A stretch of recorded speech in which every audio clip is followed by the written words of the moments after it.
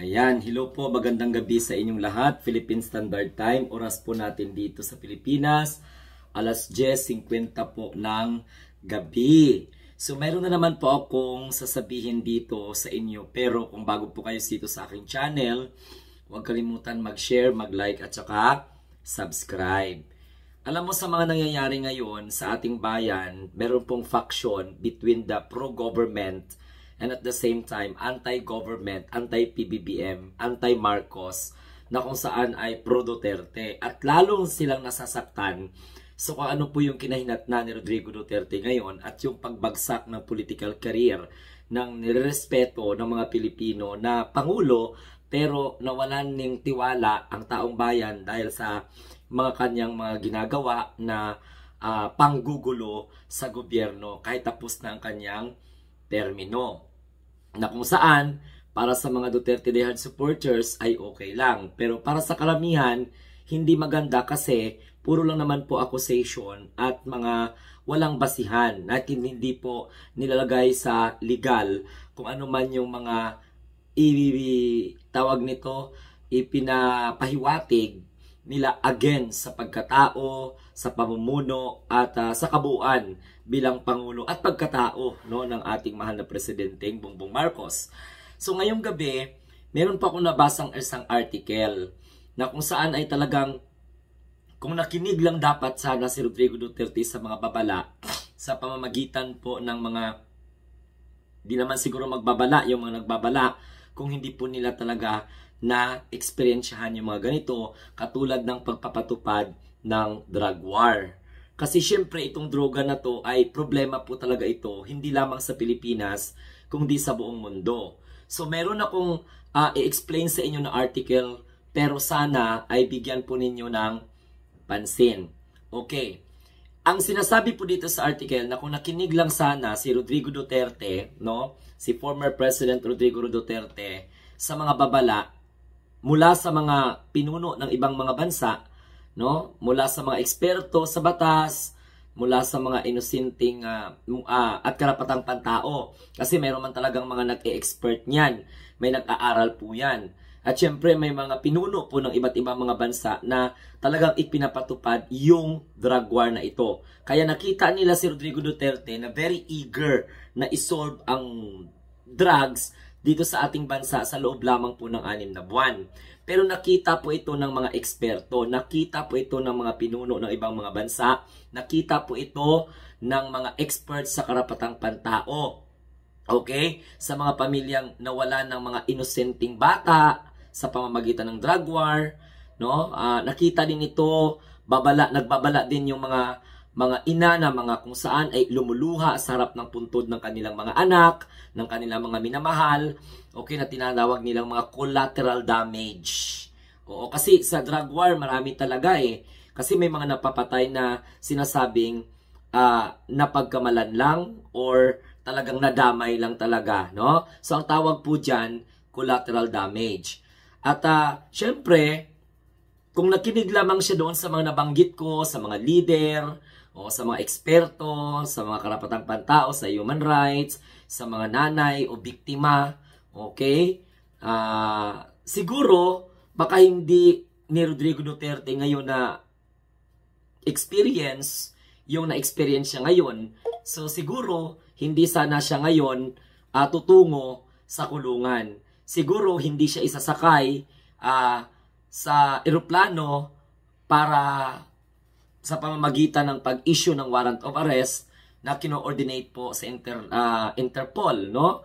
Siguro kung nakinig siya, baka hindi siya makukulong, no, sa isang kulungan sa The Hague, okay, na kung saan nandoon yung seats ng International Criminal Court. Nakakalungkot kasi ayon po sa article na nabasa ko, yung dating matikas na tinig, yung matapang, yung brusko, no, yung nirespeto, kinakatakutan, ngayon ay parang parang nagiging piping santo, parang nagiging piping anino na lamang daw, no, at ng dati niyang sarili kasi she could not even explain no? Kung bakit ano nangyari sa kanya. That's why he is always asking, ginawa niya lahat at ano ba yung kasalanan niya. Oo. So ano ba to mga kamunting tinig, yung babala na hindi pinakinggan ng dating Pangulong Rodrigo Roa Duterte, na minaliit niya, na akala niya wala pong kabuluhan. Kasi noong mula po noong November, mula daw po 2017, okay, may isang leader na personal na karanas ng bangungot ng war on drugs o yung war drugs. At nagbabala ito di umano kay former President Rodrigo Roa Duterte. So kung i-research po ninyo, ang pangalan po ng leader na yun ng isang bansa ay si Cesar Gaviria. Okay, Cesar Gaviria, siya po yung dating Pangulo ng Colombia. So ayon po sa ating pananaliksik, ayon po sa article na nabasa natin, ito ay na kung saan namuno ito sa operation laban kay Pablo Escobar. Now ngayon, kilala niyo si Pablo Escobar, isa po talaga siya sa mga talagang malaki, matunog na pangalan sa Colombia. No? Ang pinaka-wanted na drug lord sa mundo, si Pablo Escobar. Ayan. So, itong Colombia na ito, isang bansa na minsan daw di umano nalunod sa dugo dahil sa digmaan kontra droga. Kasi nilabanan to ni Cesar Gaviria. Now ngayon, nalunod sa dugo sa paglaban sa droga, kontra sa droga. So, ibig sabihin maraming namatay. So, sa kanyang bukas na liham, sinabi daw niya na ang illegal drugs or ang illegal na droga ay isang issue ng pambansang seguridad or national security. So, hindi lang pala bisyo to, kundi may tuturing talaga ito na pambansang seguridad. Ngunit, ang babala na ito na nakasulat sa hindi ito malulutas. Yung droga na ito, hindi ito malulutas sa pamamagitan ng militarisasyon.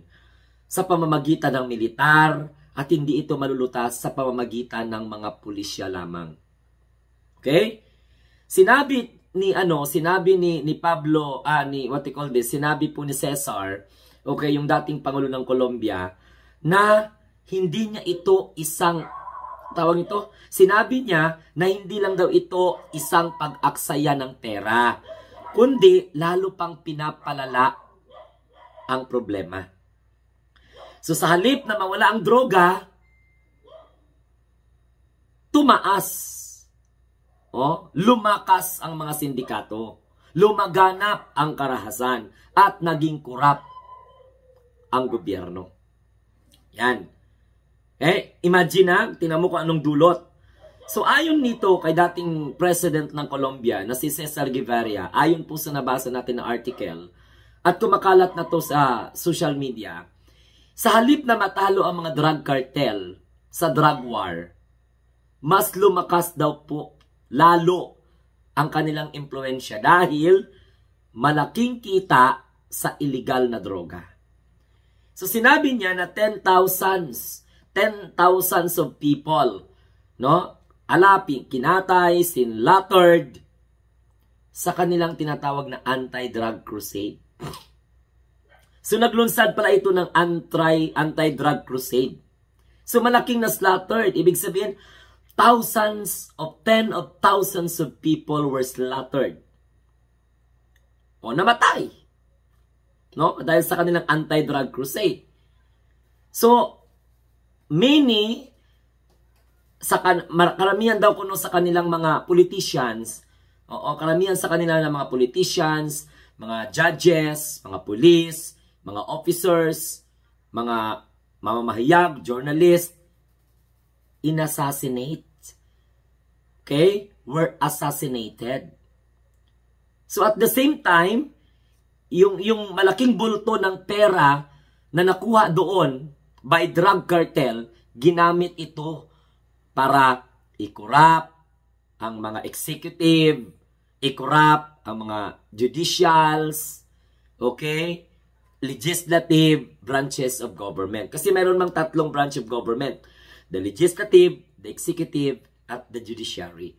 So yung malaking bulto doon out of drug cartel, pera mula sa droga, bulto-bulto, na kung saan na-earn nila, na-gathered nila, yun ang pinanggamit. Drug cartels were spent to corrupt executive officer, legislative officers, and judiciary officers. So, tingnan nyo ha. Okay. So, ang war on drugs daw ay isang digmaan laban sa tao, hindi sa droga. Nagets nyo? So, ayon sa kanya, ang war on drugs daw ay isang digmaan laban sa tao, hindi laban sa droga. So, sa halip na matigil ang bintahan at paggamit ng droga, mas lumala pa. So, kung titingnan mo, yun ang nangyari sa drug war ni Rodrigo Roa Duterte na nakita ng dating presidente ng Colombia. Okay? So sa halip na matigil ang bintahan, halasigi, dumami pa, no, ang gumamit ng droga. So instead na mabawasan, lalo pa itong lumala. So, dumami ang patayan, lumakas ang kapangyarihan ng mga drug lord, at ang gobyerno mismo ay naging sangkot sa katiwalian. Pero nakikita natin yung senaryo na yan during Duterte War on Drugs. Ngunit, sa kabila ng babalang ito, ang ating dating Pangulong Rodrigo Roa Duterte ay hindi po nakinig. So ano ang sagot ni Rodrigo Duterte doon? That idiot. Yan. Kalukuhan daw. Sabi ni Digong yung babala. Kasi nga naniniwala siya na masolve niya yung droga sa pamamagitan ng tukhang at war on drugs na ginawa niya sa Davao na pina-implement niya sa buong Pilipinas. Na siya mismo aminado na ang droga pala ay hindi lang sa Davao, kundi hindi pala ito matapos sa loob lamang ng 6 na buwan. Katulad ng kanyang pinangako sa sambayan ng Pilipino. Kaya siya binoto. So iyon ang naging tugon niya, idiot, kalukuhan. No? Sa isang leader na si, what they call this, Cesar ng Colombia, na dumaan sa parehong laban. Na kung saan ay natutong baguhin ang estratehiya. So, in-implement na yung kanyang anti-drug crusade. So, maraming namatay. Tumaas ang drug cartel. So, nakita niya. Nakita niya. So, yun yung isang naging tugon niya sa isang leader na dumaan, no, sa tinatawag na parehong laban at natutong baguhin ang estratehiya. Kalukuhan daw, sabi ni Rodrigo Roa Duterte. So sa halip na pag-isipan ang posibilidad di umano na maaaring mas epektibong pamamaraan, so mas pinili ni Rodrigo Duterte na ipagpatuloy ang patayan. Kaya ang mga tao nagkaroon ng tinatawag na state-sponsored killing concept and understanding. No? So mas pinili niyang ipagpatuloy ang patayan sa pamamagitan ng pag-implement ng tukhang. Kasi kakatukin ka, pupunta ka ng barangay, hindi ka makarating ng barangay, patay ka na kinabukasan. Dahil yung kapitbahay mo, takot baka isumbong mo din siya. So hindi na pulis, hindi na otoridad. So nagpatayan na sila. At pwede kang gawan na yan adik, i-report sa barangay. Pag once na may pangalan ka, during that time, patay ka. Walang paglilitis, walang due process. So sa halip na pakinggan di umano ni Rodrigo Roa Duterte ang aral mula sa isang bansang mas matagal nang nakakaranas ng war on drugs kaysa sa Pilipinas or drug war, mas pinili ni Rodrigo Duterte na balawelain ito. Dahil naniniwala siya na kaya niya na labanan ng droga sa loob lamang po ng 6 na buwan. Pero ano nangyari? Mas malala. Itong nangyayari sa drug war ni Rodrigo Duterte, mas malala. Hindi lang si Duterte ang hindi nakinig, kundi pati ang kanyang mga taga-suporta. At ano ang tawag sa mga taga-suporta ni Rodrigo Duterte? Mga Duterte diehard supporters. Kaya, sabi po dito, sa isang article na nabasa ko, kayo na mga Duterte Dihad supporters, kailan kayo magising? No? Para sa inyo daw di umano na mga DDS, na hanggang ngayon ay ipinagtatanggol ninyo ang drug war, hindi ba sapat ang leksyon, no, ng Colombia? Na mas matagal ang laban nila kontra sa droga kaysa sa atin. Kasi nag-umpisa lang yung talagang rigid na laban mula kay Rodrigo Roa Duterte. So hindi ba sapat na aral di umano ang bansang nilunod sa dugo, ginamit ang dahas at walang napala kundi kahihiyan. So ano ngayon ang nangyari kay Rodrigo Duterte? Alam niyo kung bakit daw, bakit kayo pabor sa patayan? Ayon po sa article, kasi hindi niyo naman kaanak ang pinatay. No? Kasi hindi daw naman po kayo ang nagluluksa. At lalong-lalo na, hindi kayo ang nawalan. So kung titingnan natin yung senaryo sa patayan, sa nangyayari, nung inimplement ang drug war ni Rodrigo Duterte, nung nag-assume siya, no, ng pagiging Pangulo ng Republika ng Pilipinas, nangyayari na po pala talaga yan sa Davao. At yan ang subject ng investigation ng International Criminal Court. No? At isa po yan sa mga tinitingnan. So ngayon, ganito po, hindi kayo nawalan. Kaya pabor kayo sa patayan, sa tukang. Patayin yung adik, patayin yung ganito. Mayroong mga ebidensya na mga hindi adik na pagkamalan lang, nadamay lang. So anong tawag doon? They are collateral damage. At naranasan po yan ng Colombia. Ngunit, tama ba na hindi kayo ang nawala? Sabi dito, ngunit tama ba na dahil hindi kayo ang nawalan, ayos lang ang extrajudicial killing? Kaya nga tinawag na extrajudicial killing. Dahil klaro po sa ligang batas natin that no one's deprived property, life, or kung ano man dyan, kung memorize ninyo yan, kung nakalagay po dyan sa Bill of Rights po natin.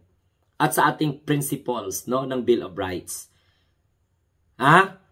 Kasi, pag isang patayan, isang kriminal, isang suspitsado, namatay, hindi nalitis, hindi na ipagtanggol ang kanyang sarili sa pamamagitan ng pag-uusig o sa pamamagitan ng presenta ng ebidensya, namatay siya na walang due process. Ang tawag doon is extrajudicial killing.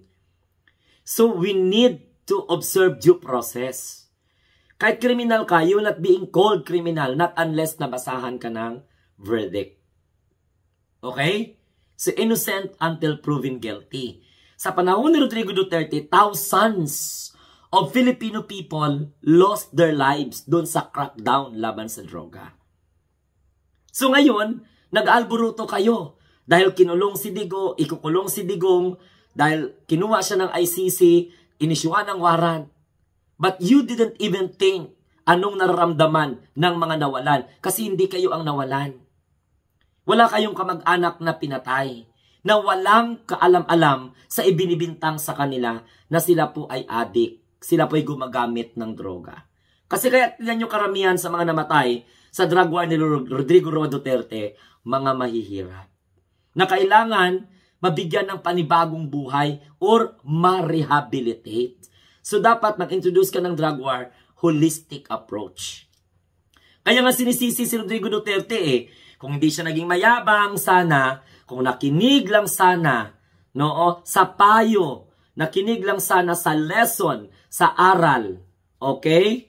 Malalaman sana ni Rodrigo Roa Duterte na mayroon pang ibang paraan. At yan po mismo nang galing kay Gaviria, ang dating presidente ng Colombia. Kasi sabi niya, nagsimula daw sila na magkaroon ng positive impact nung binago nila ang kanilang taktika. They changed strategy. Anong ginawa nila? Nag-designate sila ng drug or nag-designate sila ng drugs as a social problem, not a military one. Okay? So yan ang sabi niya, no?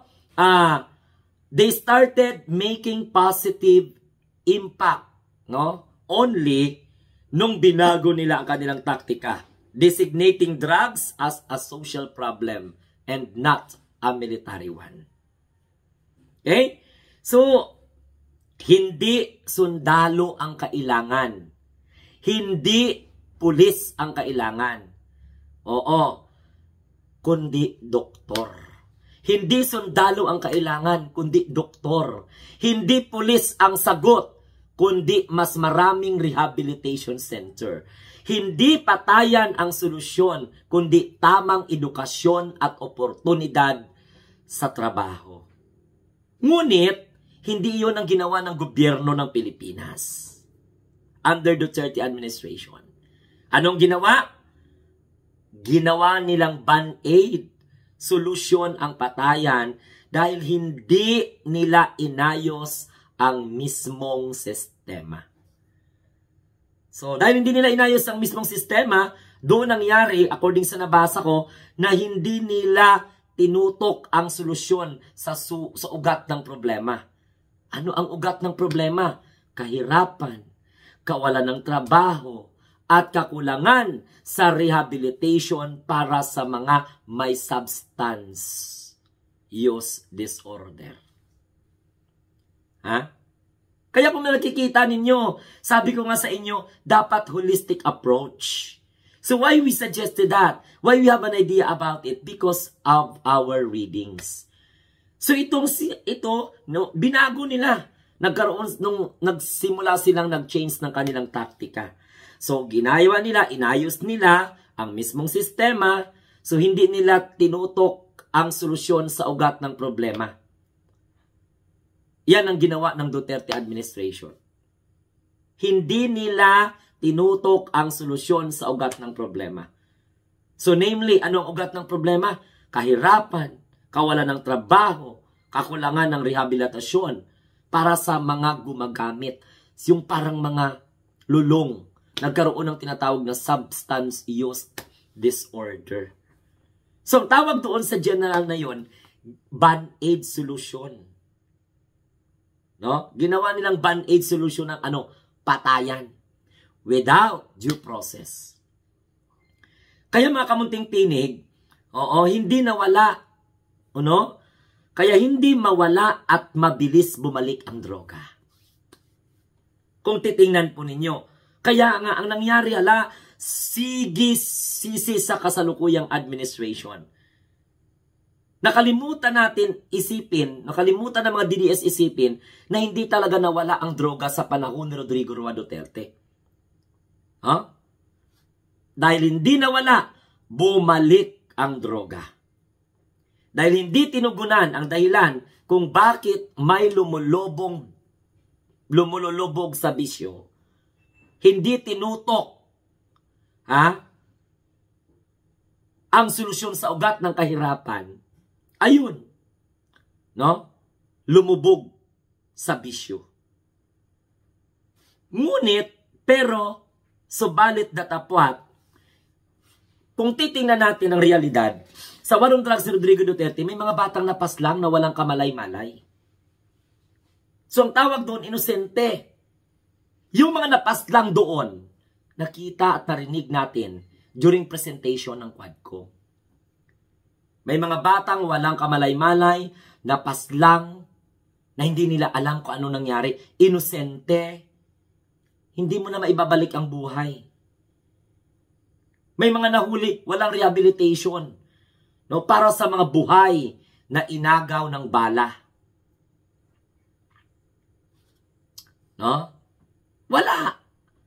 Kaya ayon po sa statistics, ayon po sa report ng Philippine Drug Enforcement Agency or PDEA, no, mahigit di umano 1.3 milyong sumuko sa Oplan Tokhang mula po 2016 hanggang 22.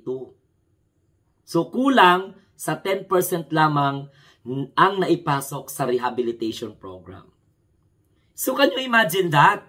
Kung kayo mag-compute 1.3 milyon sumuko, okay? Simula 2016 hanggang 2022. Out of 1.3 million, 10% lamang na ipasok sa rehabilitation center. Na ipasok sa rehabilitation program. Mas marami ang mga pinaslang. Mas marami ang namatay kaysa sa nabigyan ng tamang tulong. At yan ang nakikita ng mga human rights advocates.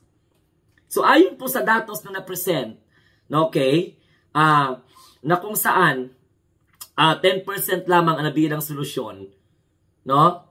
At nagsaliksik din para makakuha ng datos ng Department of Health, mas mababa pa sa 5% ng drug users sa bansa ang nangangailangan ng intensive rehabilitation. So, ibig sabihin, karamihan talaga sa kanila ay pwede pang gamutin. Maaring gamutin sa komunidad. Pero mas pinili ng gobyerno ang patayan kaysa tunay na rehabilitation. Kasi crackdown drug war. Katukin mo, tukhang. Pag alis ng pulis, kinabukasan, patay na yung tinukhang dahil pinatay ng kapwa niya. Dahil tatatakot, magsumbong. Kaya lumalabas na addict sa users nagpapatayan. No? Samantala, may isa pang bansa na according to my research, according to my readings, itong bansang Portugal. Iba naman yung approach ng Portugal na nag-focus sa public health solution. Ang tanong, ginawa ba ng gobyerno natin dyan? So, nung ginamit ng Portugal ang tinatawag na public health solution, bumaba ang drugs-related death. Halos 80%. Kasi tinutok nila ang solusyon sa ugat ng problema. May isa ding bansa, di umano, sa Switzerland, ang kanilang tinatawag na harm education approach, nagresulta sa pagbaba ng HIV cases. Pagbaba ng tinatawag na health-related cases. So sana kung ang ginawa ng Duterte administration sa halip na pumatay, tinulungan nila ang mga nalulung sa droga na makabangon.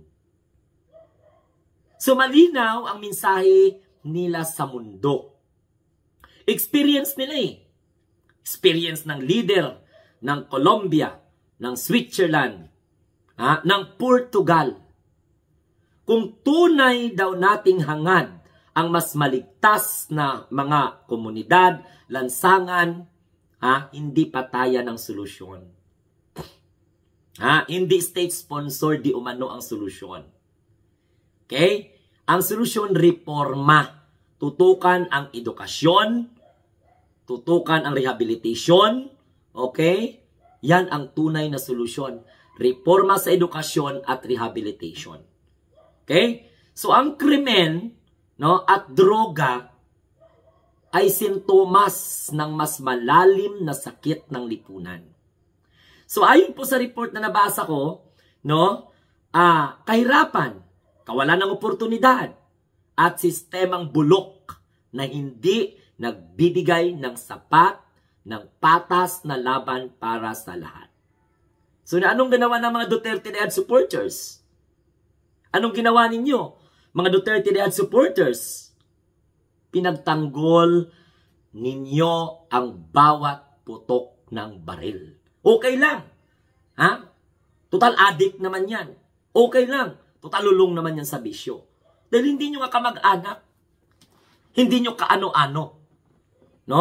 Paano yung every time na pagputok ng baril, inosente pala ang natamaan doon. Ito pang mas malala na ginawa ng mga Duterte Dead supporters. Anong ginawa? Pinapalakpakan di umano ang bawat patayang hindi pa nasisiyasat. Tingnan nyo pag magsalita si Rodrigo Duterte, anong nangyari? Anong nangyari? Pinapalakpakan. Ang bawat patayang hindi pa nasisiyasat. Ang patayang hindi pa nasisiyasat, walang due process. Paniwalang paniwala ang sarili na ang lahat ng namatay ay kriminal. Kahit hindi pa naman po napapatunayan sa korte. Balik na naman tayo sa issue ng due process. Ang ginawa ng mga Duterte Rehab supporters, kahit malinaw na ang drug war ay isa lamang malaking racket. Racket na nagpapayaman sa mga kurap na opisyal ng gobyerno, nagpapalakas sa mga sindikato, at nagpapapatay sa mga mahihirap. Kaya tingnan yung nangyayari. Panahon ng Duterte administration, may napatay ba na drug lord na malaki? Karamihan sa mga namatay, mga mahihirap. Collateral damage. Inosente. Kaya may mga pamilya ngayon na naghihintay ng hustisya sa pagkawala ng kanilang mga mahal sa buhay na ulit-ulit nilang sinasabi biktima ng drug war ng Duterte administration. That is the reason why nagkaroon sila ng courage na magreklamo. Dahil hindi nila nakikita na may hustisya dito sa ating bansa, nagpasaklolo sila sa International Criminal Court. Panahon na tayo po ay miyembro ng International Criminal Court. So ngayon, kung titingnan po ninyo yan, nasaan ngayon si Rodrigo Roa Duterte? Makukulong sa International Criminal Court. Hahatulan bilang kriminal ng mundo. Fortunately, kung hindi po mangyari yon sa kanyang side. But inosente man siya o hindi siya inosente, he already judged by the people. Not only Filipino people, but the whole world. Haharap si Rodrigo Duterte sa International Criminal Court. Si Sara Duterte, ang kanyang anak, na kasalukuyang Vice President ng Republika ng Pilipinas, iniimbestigahan din sa mga kasong korupsyon. Ang mga dating DDS influencer, sabi po sa write-ups ko, nag-uunahan maglinis ng pangalan. Ngunit mga kamunting tinig, ang pinakamalungkot sa lahat, wala pa ring hustisya sa libu-libong pinatay. Dugo ang binayad sa kayabangan.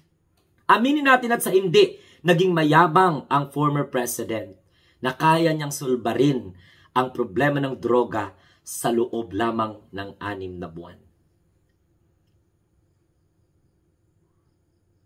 Gumamit ng kapulisan. So ngayon, ang nangyaring ito, ang pagkakaaresto kay Rodrigo Duterte sa bisa ng arrest warrant ng ICC, implemented by the Interpol in coordination to our local authority. Makikita mo ngayon, sino ang lumuluhod sa harap ng mga hukom? Sino ang makaposas habang binabasa ang hatol ng kanyang pagkakasala? Darating ang panahon, dahil yan po ang gusto na mangyari ng mga biktima. Thousands lives lost on that drug war. So sino sa tingin ninyo ang hindi makatingin sa mata ng mga batang naulila, ng kanilang mga nanay, ng kanilang mga tatay, mga mag-asawang naghinagpis dahil nawalan po ng kanilang mga anak, na mga pamilyang hanggang ngayon ay naghahanap pa rin ng hustisya? The answer is si Duterte. Itong si Rodrigo Roa Duterte dati, dati siya ang nagpapatumba. Inamin niya mismo yan sa mga hearing. There is what we call confirmation. Nung pinatawag si Rodrigo Duterte sa Senado at sa Kongreso, mariin niyang sinabi ang mga bagay na yan. And that is already self-affirmation. Inaamin niya. So ngayon, siya yung bumagsak. Kasi dati, siya yung mga nag-uutos ng pagdukot. Siya yung nagsasabing, patayin mo yan. Kung hindi mo patayin yan, ikaw ang patayin. In a form of joke, or kung ano man. Ngayon, siya ang makukulong sa dahil. Dati, si Rodrigo Duterte, siya yung mayabang na naghamon sa mundo. Ngayon, siya ang tumatakas sa sariling mundo. No? Si Rodrigo Duterte, ang kanyang digmaan kontra droga ay hindi kailanman isang digmaan para sa bayan. Yun ay isang digmaan para sa kanyang kayabangan.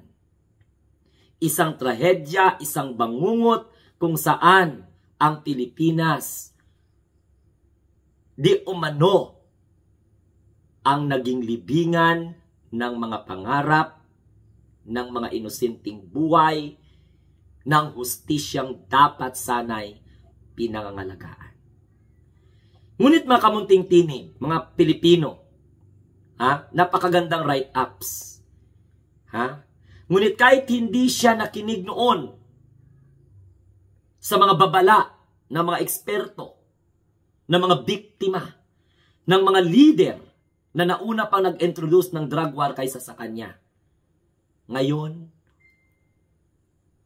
ay wala na siyang magagawa. Ang International Criminal Court, ang hukuman ng mundo, ay magbibigay na sa kanya ng hatol. So kayo na mga Duterte Dehad supporters, ano kayo ngayon?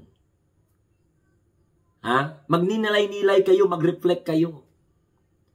Habang nakakulong, habang makukulong si Duterte, kayo na lang ang natitirang humahawak ng isang kasinungalingang bumagsak na. Kaya kayo Duterte diehard supporters at sa lahat po ng aking mga nanonood, no? Ito ang tanong. Manatili pa ba kayong bulag sa kasinungalingan? O handa na kayong magising? Sa ngayong punto, ang kasaysayan ay hindi mababago. Ang libo-libong pinatay, 30,000, hindi na po yun muling mabubuhay. Ngunit mayroon pang pagkakataong kumakawala tayo sa kasinungalingang ito. Ito ay ang aral mula sa dating leader ng Colombia. Ano ang sabi niya? A successful president makes decision that strengthen the public good. This means investigating a solution that meet the basic standard of human rights and minimize unnecessary pain and suffering. The fight against drug is no exception. Ang tunay na sagot sa droga ay hindi pagpatay, kundi ang pagprotekta sa mga tao. Ang tunay na sagot ay hindi takot, kundi hustisya. Dahil sa panahon ng Duterte administration, nung inimplement ang drug war, ang tukhang, takot ang nangingibabaw. Ang tunay di umano na sagot ay hindi yung pagsamba sa isang leader, katulad ng ginagawa ng mga Duterte ngayon. Supporters, kayo, hindi po yan ang sagot. Kundi sa pagiging bukas sa katotohanan. Kaya mga Duterte Dehad supporters, hindi pa po huli ang lahat para sa ating mga Pilipino. Hindi pa po huli ang lahat para sa bansang Pilipinas. Pero kailangan nating piliin ang mas matalinong pamamaraan. Kung gaya ng Colombia, kung kaya ng Colombia na magbago, kaya rin natin. Look at what President Bongbong Marcos' strategy to combat drugs.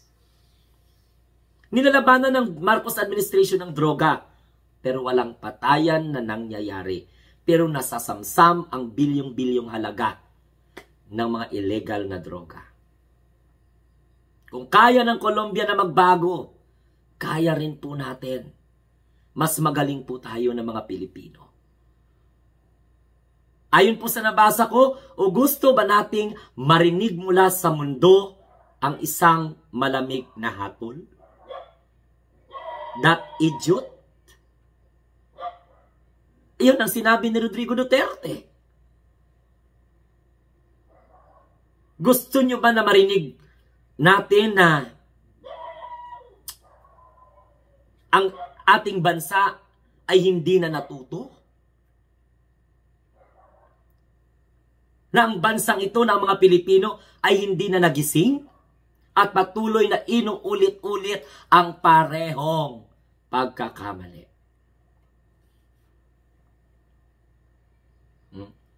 Nasa inyo po yan, mga Duterte diehard supporters.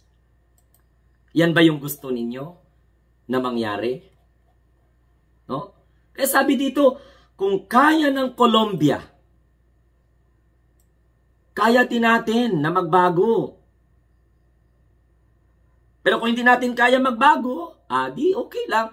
Sabihan tayong idiot. No? Sabihan tayo na ang Pilipinas ay isang bansang hindi na natuto. Isang bansang ang mga mamamayan ay hindi na nagising. At patuloy na inuulit-ulit ang parehong pagkakamali. So, sabi ni former President Cesar Gaviria, no? Ito yung sinabi niya noong 2017. Taking a hard line against criminal is always popular for politicians. No? Kaya nga nangangako si Rodrigo Duterte tigilan nyo yan. Papatayin ko talaga kayo. Di ba ganun ang mga statement? Sabi ni President Cesar Guevara, he was also seduced into taking a tough stance on drugs during his time as a President of Colombia. May mga survey na ginawa, no, that Mr. Duterte's war on drugs is equally popular. Pareho ang strategiya. Or what they call this, ano tawag nito? Tanyag. Kasi talagang bulabog ang mundo eh. No? Very popular. No? But ito ang nakalimutan. He will find that it is unwinnable. Yon. Hindi po, wala pong mananalo. No? Tapos sabi po ni former President Cesar Gaviria ng Colombia, he also discovered that the humans' cost were enormous. So anong ginawa nila? Sabi niya, inamin niya sa sarili niya, na we could not win the war on drugs through killing pretty or petty criminals and addict. Hindi tayo mananalo dyan. Kaya nagsimula silang magkaroon ng positive impact, gaya ng sinabi ko kanina. At doon, no, yun lang ang naging dahilan. Nagkaroon sila ng tinatawag na change tactic, designating drugs as a social problem, hindi po military one. Okay? That is the message, sabi niya, na gusto niyang sabihin, okay, not only kay President Duterte, kay former President Duterte, but to the world. Okay? Pero, special mention talaga si former President Rodrigo Roa Duterte ng Pilipinas. Sabi pa niya, trust me, I learned the hard way. Ibig sabihin, natuto siya. Kasi, taking a hard line against criminal is always popular for politician like him. Like President Rodrigo Roa Duterte. So, ayun po mga kamunting tinig, magbasa lang tayo, malalaman natin at makashare tayo sa mundo, even though we are not an expert. So yun lang. Ang aral dito, kung hindi lang sana si Rodrigo Duterte naging mayabang, pinag-isipan niya sana ito ng mabuti dahil mayroon pong mga bababala na nanggaling po sa mga experienced leader ng bansa na mas nauna pa sa kanya na mag-introduce ng drug war. Very eager, no? To destroy drugs. But because of that, anong nangyari? Mas lalong lumala at dumami ang collateral damage. Dahil hindi po tinutok ang solusyon sa problema. Ito po ang inyong munting tinig. Huwag kalimutan mag-share, like, and subscribe. Have a nice day, and God bless everyone. Bye-bye.